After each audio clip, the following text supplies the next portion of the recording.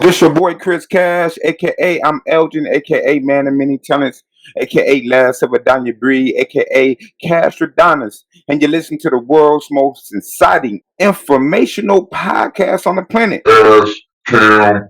Very excited to have my guests joining me to be annoyed by me tonight. I mean, I don't know how much your team, your management, your PR, or whoever the case may be pay you, okay, but I appreciate it. It ain't a bad thing, damn it. I just kind of wonder sometimes, okay? Okay, but without further ado, I'm gonna shut up. I promise you. Jerry, bring me my asthma pump. Yeah, no, the red one, not the blue one.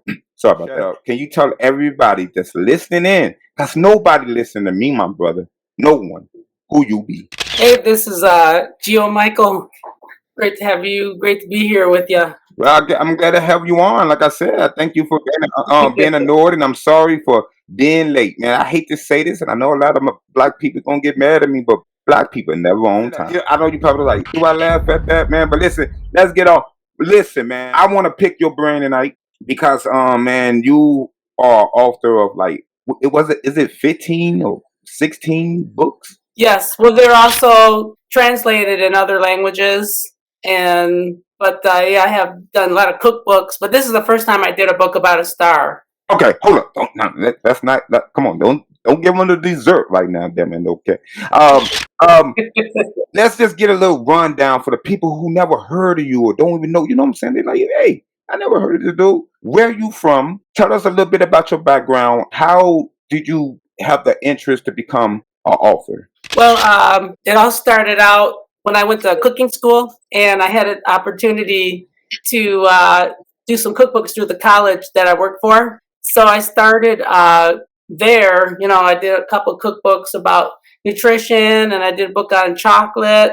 I did a gourmet book, like how to set the table properly, and then some really cool recipes for people that are trying to lose a little bit of weight. So I started that way, and then I thought, well, you know, wouldn't it be cool to also do a book about a famous person, probably my idol? I thought it'd be great to do a book about George Michael, which I did currently. And so far, I had a lot of fun because by day I'm cooking and teaching about cooking, and by night on the weekends go out to a lot of 80s parties and events just as George Michael. Oh wow. So it's really fun because I kind of can moonlight, you know. I thought this month is National Reading Month, and it's also National Nutrition Month. So I thought it'd be a cool time to promote all the books. Perfect time. No Yeah. no doubt. Be on your show. Yeah, man, I'm glad to help you. Like I said, man, I don't know how much they pay y'all, but listen, I'm flipping inside. I'm doing all types of flipping things like that. Okay, you say you dress up like George Michael. George Michael is your idol. Now he is an icon. But why do you love him so much? First time that you told yourself, hey, it's something about this dude that I like. Well, one reason is because it involves the 80s, like the best era, you know, the 1980s. So you can see my backdrop here. It was a great time to be around and be in music, you know, with Michael Jackson and Prince and Madonna. And then George Michael was right there. And I had picked up, well, actually, before he was in Wham, my sister and my mom really loved him in Wham. But then when I seen when he went solo and I picked up a copy of the album Faith, I was like, this is it right here. This is just, it's really something. You gotta help faith. That song, right? Yep, that's the one. All right. See, people from the hood probably say, God, what you doing knowing that song, man?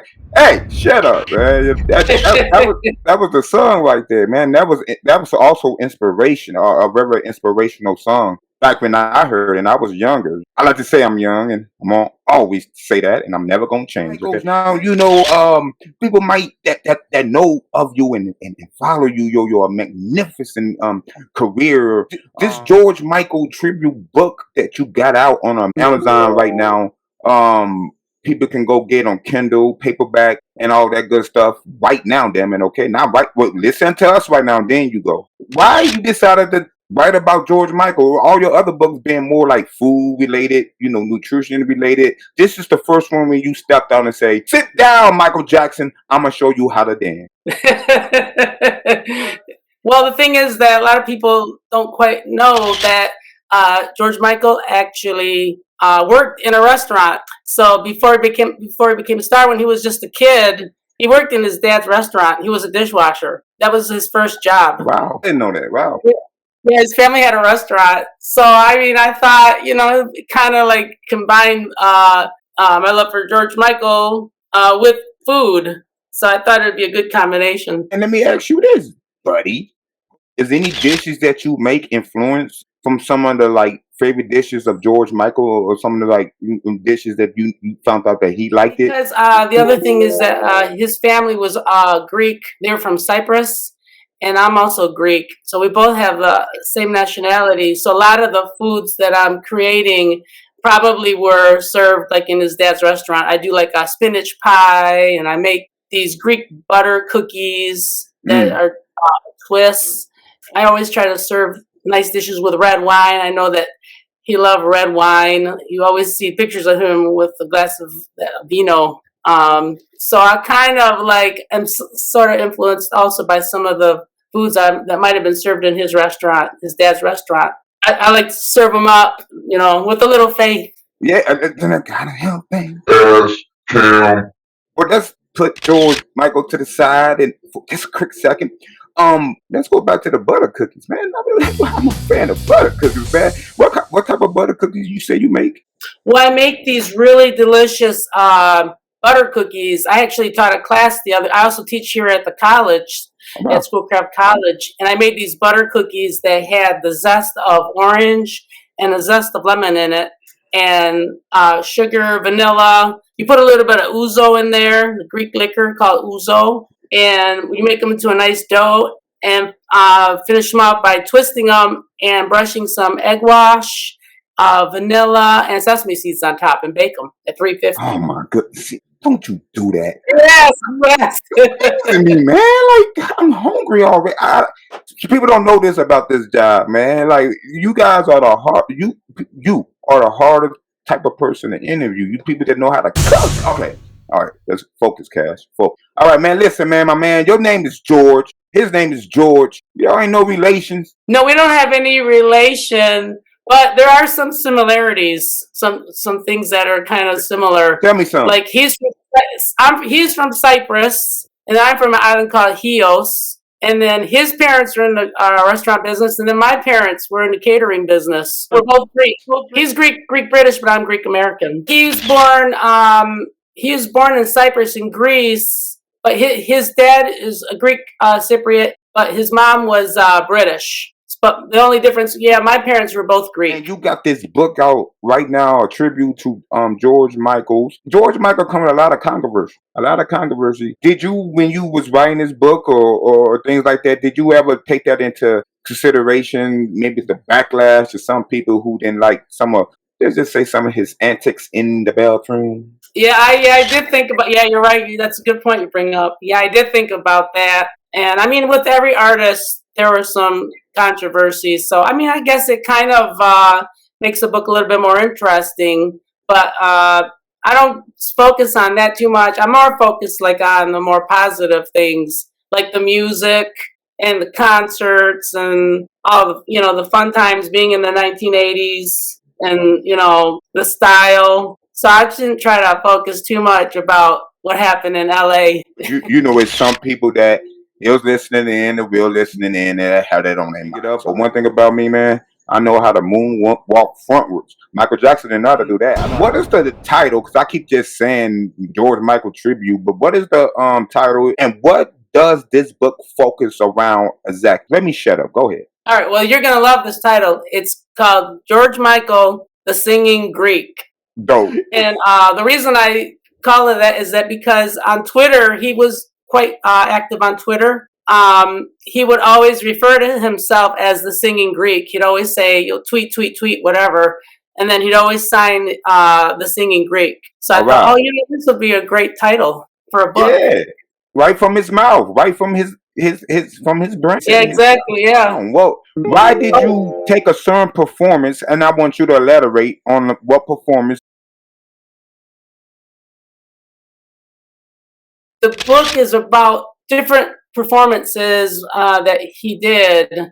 One was in Athens, Greece, because he did go to Athens, Greece for the 25 Live tour, and then also one performance from the Faith tour. So they're centered around like the beginning of his career in the 80s, and then later in his career when he was touring on the 25 Live tour around 2008. And in Athens, so, you know, his family was there, his dad and his aunt, and he actually came out on stage wrapped in the Greek flag, and he spoke some Greek to the crowd. So it was a really, you know, monumental moment for him and his family. He's never been to Athens, Greece, even during the Faith tour. Oh, really? So, wow. Yeah, so I thought it would be cool to focus on that. People didn't know about George Michael is that he was always trying to help people. He was always trying to donate. Like a lot of the proceeds from his songs were donated to like charities and things. So I thought people would find that interesting. Cash Cam listeners, you can now take Cash Cam everywhere you go. Never miss an exclusive interview. Now available on all major platforms. Yo, I'd like to say thank you for tuning in. Make sure you download this episode and make sure you tell all of your friends and family do the same. I mean, everybody that have eyes, have a brain, and have a soul. Make sure you download every episode. Tell me more. I love that. Like see, we hear about the superstar, we hear about the controversy, we hear about this and that, and we like I say, that's why I love this job, because you know, show the human side of you guys. And so tell us more about some of the good deeds that George Michaels was into and personally he had his hands in. Can you share some? Well, one fun time moment was when he was in a restaurant and he overheard, I think it was a waitress saying how much he was in debt and how she's trying to get through school, and you know, it was a very difficult time for her, and she was like bawling her eyes out. So I guess George Michael wrote a check anonymously and gave it to the owner or someone in the restaurant and said, please give that to her. It was like for like 25,000 euros. Oh, wow. 25,000 pounds in British. And wow. He didn't stick around. He just wanted her to have it after he left. He just wanted to be anonymous about it. I just wanted to tell you, my assistant Jerry, thanks Jerry, he just handed me a note. And he wanted me to tell you that they screwed up on a name, and the name should have been Chris Cash. It should have been to me. Oh. He said, yeah, you're the wrong person. I'm sorry, man. It should have been Chris Cash on the note. Yeah, really. Sorry. And I know that truly changed that young lady life, and it just showed that it's good people out there. And probably changed the whole perception on celebrities. And celebrities get a bad rep. Public figures get a bad rep. So, oh, yeah. Thank you for sharing that. And if anything else pop in your head like the cartoons in a bubble, please share. For Freddie, he also was a big advocate of the AIDS Trust, where they did a big concert for Freddie Mercury in his memory. And if you ever seen the video, Somebody to Love, he does that at the Freddie Mercury Prince Trust. And it was like one of the biggest shows ever that night. And that was all, donated. And he was in Do They Know It's Christmas? Band-Aid, remember that one? Do They Know It's Christmas? He was in that too. And that was like a big charity also. Do They Know It's Christmas? Okay. Did you ever meet him? I never met him, but I was at a couple concerts, and I did manage to get an autograph. Oh, wow. How was it? Meeting him, getting the autograph? Was it in person or? No, it wasn't in person. One of the backstage people that works backstage got me an autograph, so I was happy. You know, I didn't know that if I knew he was going to pass away so young, I would have wanted to get backstage much more harder. I want to work a lot harder to get backstage, but you always think, oh, there'll be another time, Yeah, that was me with Michael Jackson, man. I mean, I see you got him behind you. What up, Mike? Michael Jackson, oh yeah. You into healthy living, and I love that. I'm a vegan, me and my wife. Can you tell us a little bit about that? How you got into it? Or what drives you about telling people, hey, take care of your bodies? Oh, it's got to be foremost in our life. Well, this month, like I said, it's National Nutrition Month. And one of the diets I always emphasize a lot is the Mediterranean diet. And it's very little red meat in this diet. And it emphasizes like whole grains and fruits and vegetables, omega-3s, and very little red meat. But being from the Mediterranean, they do eat a lot of fresh seafood. So it's like a better alternative. And people that follow the Mediterranean diet, they seem to live sometimes maybe up into their hundreds. Wow, into their hundreds, really? So why That you don't follow hear it more? strictly. If they follow it strictly, so why you feel like we don't hear about it? Like they don't teach you really about this stuff in school, or we don't hear really about it. Really talk on loudspeakers like we do. Eat your Snickers and go to Mickey D's. Come on, man, give it to me, man. I want to live too. I want to live to be 100, never know 90 or something like that. Well, when nutritionists get together every year, they do emphasize like different diets, and the one diet that they seem to find that helps people the most is the Mediterranean diet and the DASH diet, dietary approach to stopping hypertension. So those are the two diets that nutritionists and dietitians seem to find that help people the most if they want to live a long life. We coming out of a pandemic, and yeah. and you know how that was. Okay, I don't really have to go ahead and slice Grandma Rose's apple pie. Okay, all right. What is your thoughts? Do you feel like we handled it the right way with the vaccines, and do you think they did the right thing, putting it, you know what I'm saying, or do you feel like we should have went the natural way? Well, it seems like now I'm hearing more and more people talk. Like in the beginning, you never heard anybody say. Never heard anyone say, you should be taking any kind of vitamins. That you were probably going to be laughed at, to improve your immune system. All they would say is you just got to wash your hands and social distance, and you never heard about nutrition. However, now that the smoke's kind of cleared, you're starting to hear more about, we should maybe take vitamin C, or we should maybe take some supplements like elderberry, for our immune system, or eat garlic. So it's starting, now that the smoke's clearing, you're starting to hear about it more. But yeah, during the pandemic, nobody talked about, eating nutritionally. That's going to be a big factor. Very rare. It was very rare you heard anything about that. That had to drive you crazy, though. It did. I see you got your hair, and you didn't put all your hair out. Oh yeah. Okay, when you write your books, like what type? How you get in the mood? Do you like candles? Do you eat 5 homemade apple pies? Do you take a run? Do you take a jog? Do you turn off the lights? Like, do you go to a cabin by the water? Let me shut up. What gets you in your mood to go ahead when you create your masterpieces? Well, with the cooking, a lot of it is what people seem to respond to most. So when I do a lot of cooking classes, so when I'm doing cooking classes, I look at the recipes that people seem to like the most, and I'm like, oh, that one will fit great in a book. So, what I always try to put together what works best and keep track.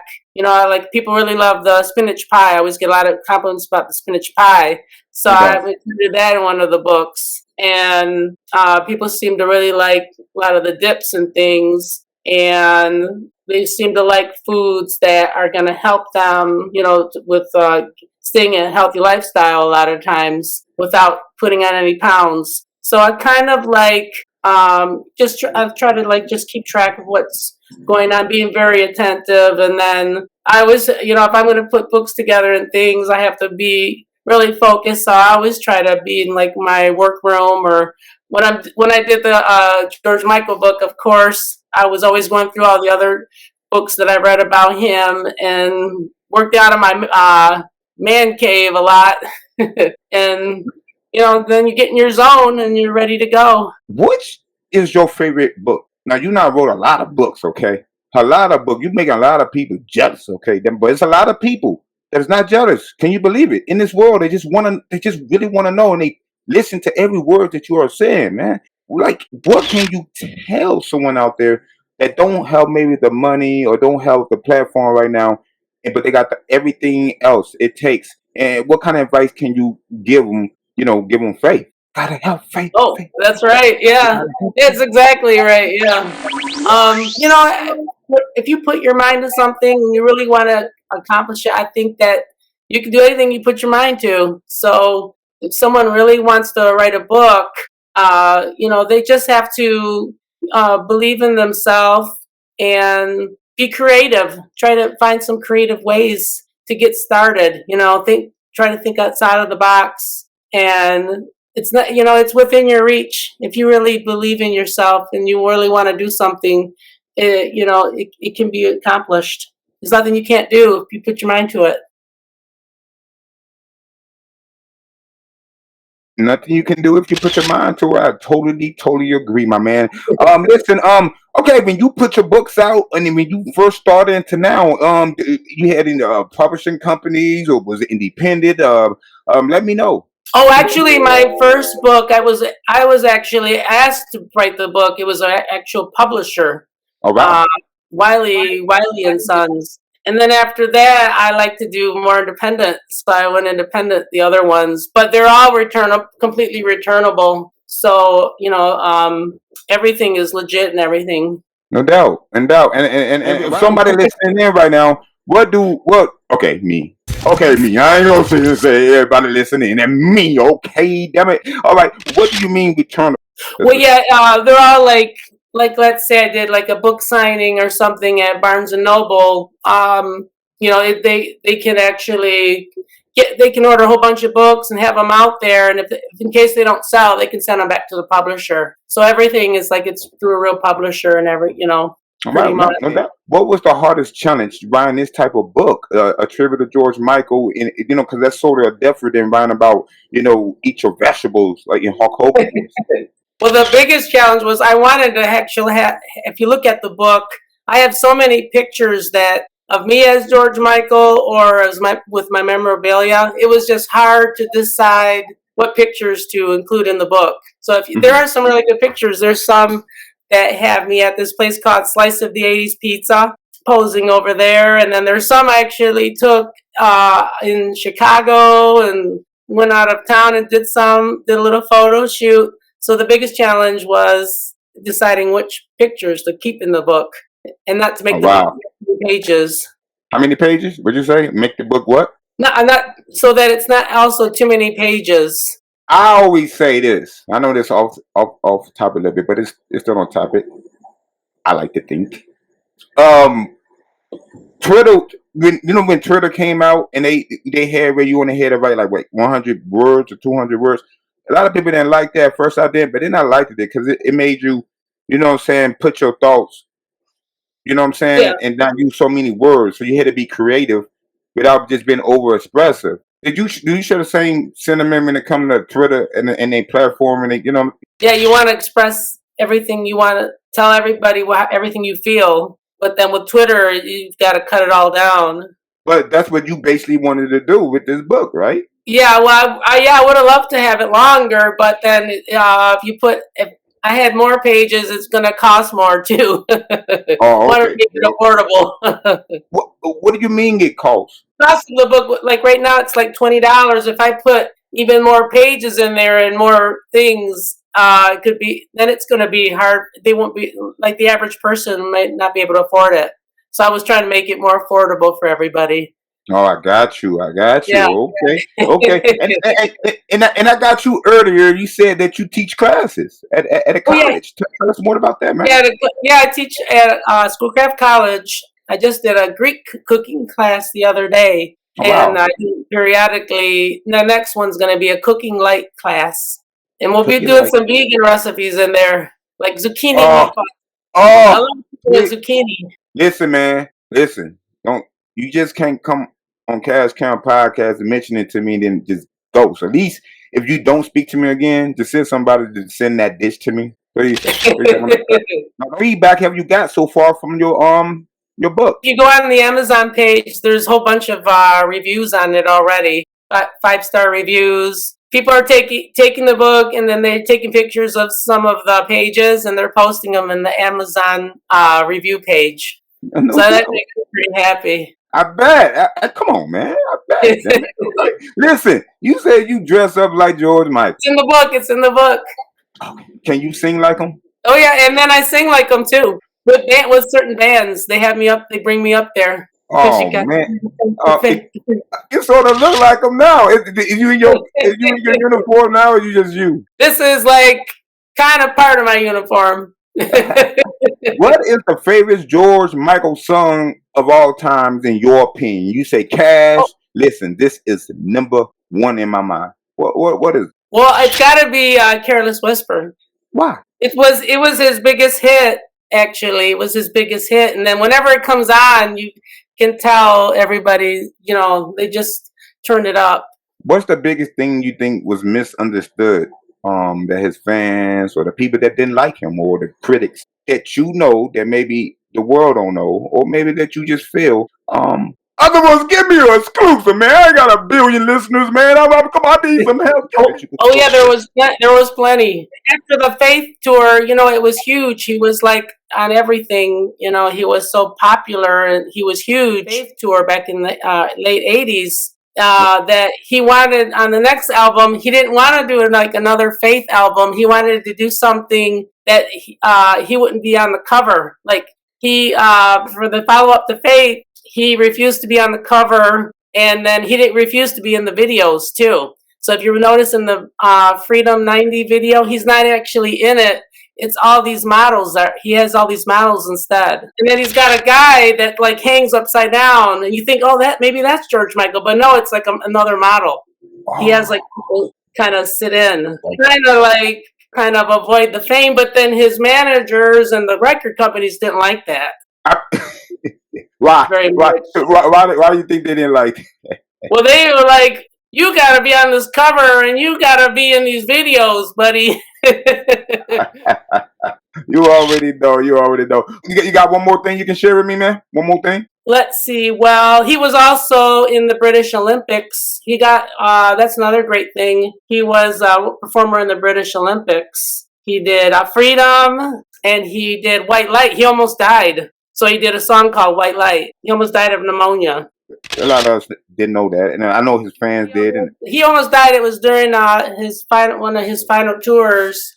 He got pneumonia, and he was in a coma for several days. I don't know if it might have been a couple weeks, maybe. And when he came out of it, he was so happy, that he wanted to do a song, and he called it White Light. Why did he see a white light? I think because everyone says they seen a white light, that he thought would go along those lines of right. I don't think he saw one, but he was probably pretty close though to seeing one. No doubt, man. To see George Michael die at a young, at a young age, man. He had so much life to live.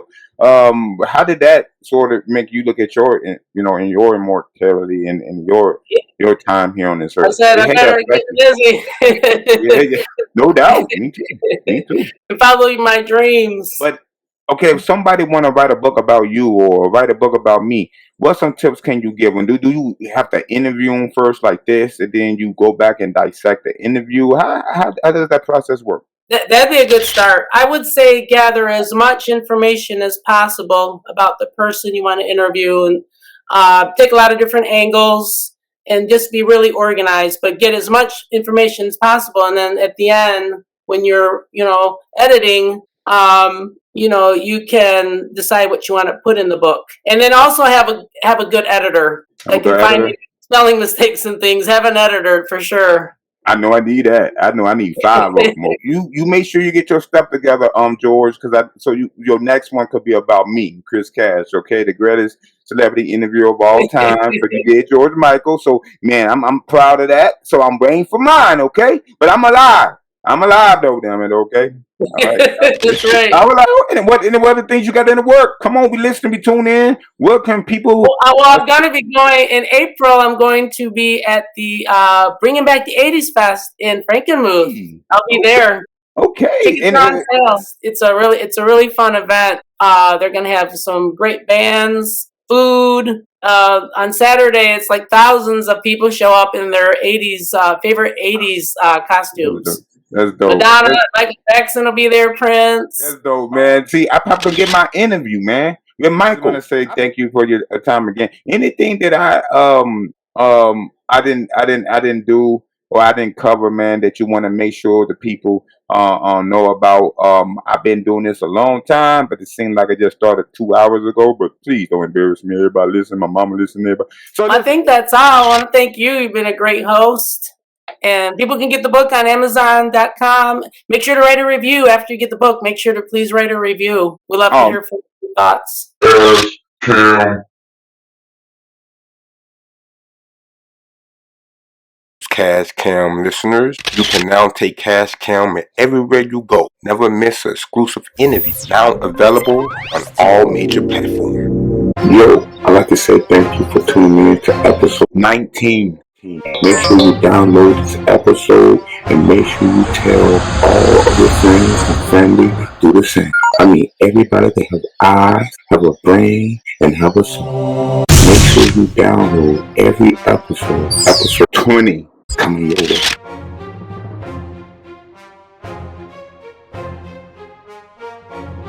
Cash Cam. Yo, teamwork make the dream works. That is so true.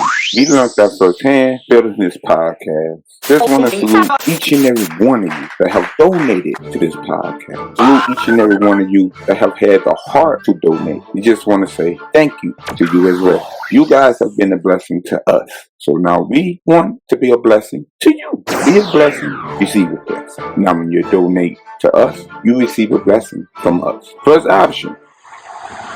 Any donation $5 and up, you get to submit any question or any comment, and I will answer your question or just your comment live on an upcoming episode and shout you out. Any donation $10 and up, you get to pick a topic, any topic you want of an upcoming episode of this podcast. Plus everything in the first option. Any donation $20 and up, get to be my guest on an upcoming episode of this podcast. Plus everything in the first and second option. Any donation $50 and up, you get to be a partner in crime.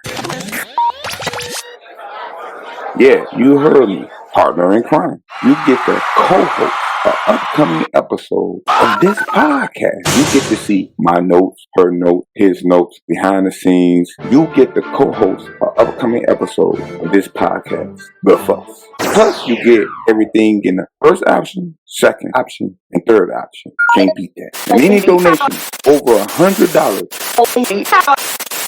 this podcast belongs to you. Everything is in your hands. From the topic, to the guest, to the arrangement, to the credit. Plus, everything in the first option, second option, third option, and fourth option. Be a blessing, you receive a blessing. Now, when you be a blessing to us, be a blessing to you. Send all donations to Cash Up, $, we not think we us. Giving is living. Help make this podcast number one. We changing how media is done.